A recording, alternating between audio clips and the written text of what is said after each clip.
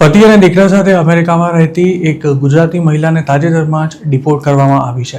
પ્રાપ્ત વિગતો અનુસાર આ મહિલા તેના પતિ સાથે 12 વર્ષ પહેલા ઇલીગલી યુએસ ગઈ હતી અને ત્યાં જ તેણે એક દીકરાને જન્મ આપ્યો હતો. એક રિપબ્લિકન સ્ટેટમાં રહેતી આ ફેમિલી સ્ટોર ચલાવતી હતી. એવું પણ જાણવા મળ્યું છે કે ઉત્તર ગુજરાતની આ મહિલાના પતિ પાસે વેલિડ વર્ક પરમિટ હતી. જોકે તેણે અસાઇલમનો કેસ કર્યો હતો કે કેમ તેની કોઈ ચોક્કસ વિગતો નથી મળી શકી.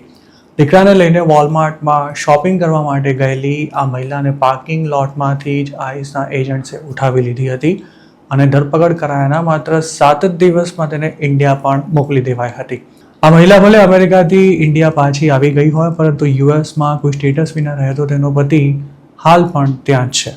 આમ ગુજરાતને મળેલી માહિતી અનુસાર આ મહિલા પાસે વેલિડ ઇન્ડિયન પાસપોર્ટ નહોતો અને તેના પતિ પાસે પણ કોઈ ટ્રાવેલ ડોક્યુમેન્ટ્સ નથી.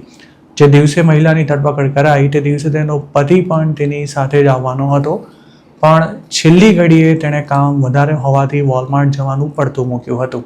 નવાઈની વાત એ છે કે આ મહિલાનો દીકરો યુએસ સિટીઝન છે અને તેની ઉંમર લગભગ 8 થી 10 વર્ષની હોવાનું કહેવાઈ રહ્યું છે. તેને ઇન્ડિયા મોકલવામાં આવી ત્યારે તેની સાથે તેનો દીકરો પણ ઇન્ડિયા આવી ગયો હતો અને હાલ આ મા દીકરો ઉત્તર ગુજરાતના એક ગામમાં આવેલા પોતાના ઘરમાં જ રહે છે. તેને ઇમરજન્સી સર્ટિફિકેટ પર ઇન્ડિયા મોકલાઈ હતી અને હવે તે ફરી અમેરિકા જવાની ફિરાકમાં હોવાના પણ દાવા કરવામાં આવી રહ્યા છે. જોકે આ મહિલા સામે કોઈ રિમૂવલ ઓર્ડર પેન્ડિંગ હતું કે કેમ તેની કોઈ જ સ્પષ્ટતા નથી થઈ શકી.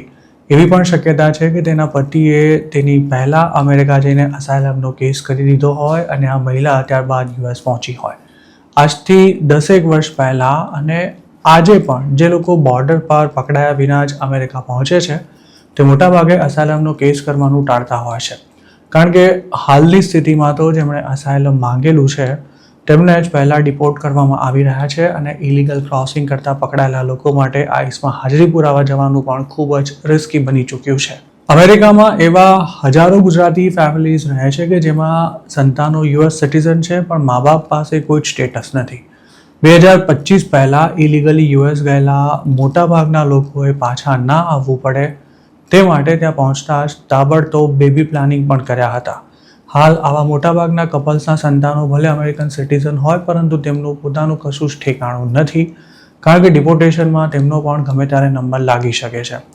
આવો જ એક કિસ્સો કલોલના એક યુવકનો પણ છે, જે સ્ટુડન્ટ વિઝા પર અમેરિકા ગયા બાદ H1B વિઝા લેવામાં સફળ રહ્યો હતો અને ત્યારબાદ તેણે પોતાની પત્નીને પણ ડિપેન્ડન્ટ તરીકે યુએસ બોલાવી લીધી હતી. જોકે પત્નીના અમેરિકા આવ્યાના થોડા જ દિવસોમાં આ યુવકની એક કેસમાં ધરપકડ થઈ ગઈ હતી. તે જેલમાંથી તો છૂટી ગયો હતો, પણ તેની પાસે કોઈ લીગલ સ્ટેટસ નહોતું રહ્યું. આ દરમિયાન તેની પત્નીએ પોતે અસાઇલમનો કેસ ફાઇલ કરી દીધો હતો અને યુએસમાં તેણે એક સંતાનને પણ જન્મ આપ્યો હતો. આખરે ટ્રમ્પની સરકાર આવ્યા બાદ કલોલના આ યુવકને 6-7 વર્ષ જૂના કેસમાં આઈસ દ્વારા અરેસ્ટ કર્યા બાદ 2-2.5 મહિના સુધી જેલમાં રાખી તેને ઇન્ડિયા પાછો મોકલી દેવાયો હતો.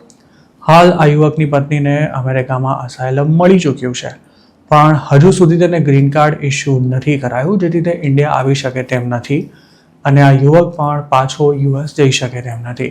જો તેની પત્નીને ગ્રીન કાર્ડ મળી જશે તો પણ ઇન્ડિયામાં તેણે પોતાના જીવને જોખમ હોવાનો દાવો કર્યો હોવાથી તેના માટે અમેરિકાના પરમેનન્ટ રેસિડેન્સ બન્યા બાદ પણ ઇન્ડિયા આવવું જરાય આસાન નથી રહેવાનું. યુએસમાં અસાઇલમ માંગનારા મોટાભાગના ગુજરાતીઓને ત્યાં ગ્રીન કાર્ડ નથી જ મળવાનું તે વાત નક્કી છે. બાળક અમેરિકન સિટીઝન હોય તો મા બાપને ડિપોર્ટેશન સામે પ્રોટેક્શન મળી જાય તે વાત પણ વહેમથી વિશેષ બીજું કશું જ નથી, કારણ કે અમેરિકાની સરકાર હવે તો યુએસ સિટીઝન બાળકોને પણ તેમના અનડોક્યુમેન્ટેડ પેરેન્ટ્સ સાથે જ રવાના કરી રહી છે. યુએસમાં જન્મેલા બાળકો 21 વર્ષના થયા બાદ પોતાના પેરેન્ટ્સને ચોક્કસ સ્પોન્સર કરી શકે છે, પણ અમેરિકા આવા ઈચ્છતા આવા પેરેન્ટ્સનું પોતાનું બેકગ્રાઉન્ડ ક્લીન હોય તે પણ ઘણું જરૂરી છે. હવે અમેરિકા બર્થ ટુરિઝમ પર તવાઈ બોલાવી રહ્યું છે, તેવામાં સ્વાભાવિક છે કે અમેરિકામાં બેબી પ્લાનિંગ કરી તેના આધારે લીગલ સ્ટેટસ મેળવવા માંગતા ઇલીગલ ઇમિગ્રન્ટ્સ માટે પણ કોઈ પ્રકારનો ઇમિગ્રેશન બેનિફિટ લેવો આસાન નથી રહેવાનો.